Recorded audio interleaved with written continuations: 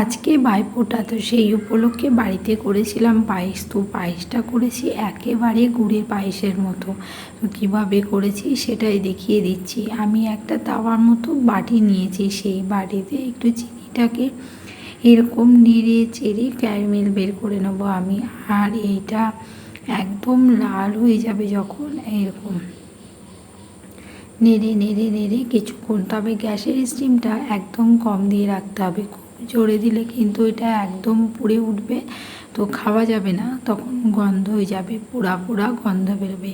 তো এরকম নেড়ে চেড়ে একদম লাল হয়ে আসবে যখন, তখন এতে আমি দিয়ে দেবো দুধটা।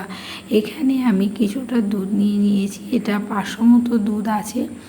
দুধটাই আমি ক্যারামেল মিশিয়ে দেওয়ার পরে একদম গুড়ের যেরকম কালার সেটাই হয়ে গেল দুধটা। তো আমি এদিকে গোবিন্দভোগ চাল নিয়েছি, তাতে দিয়ে দিলাম একটু ঘি। ঘি দিয়ে চালটাকে একটু ভালো করে মেখে নিলাম। আর ওদিকে দুধটার মধ্যে দিয়ে দিয়েছি দুটো তেজপাতা, দিয়ে দুধটা ফোটাচ্ছি। আর ওর ভিতরে দিয়ে দিলাম আমি চালটা।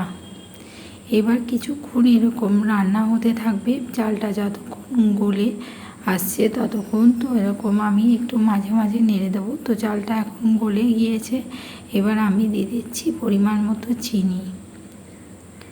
এবার চিনিটা দিয়ে কিছুটা সময় একটু নাড়াচাড়া করতে হবে। তো পায়েসের রঙটা একেবারে গুড়ের মতো হয়ে গিয়েছে কিন্তু।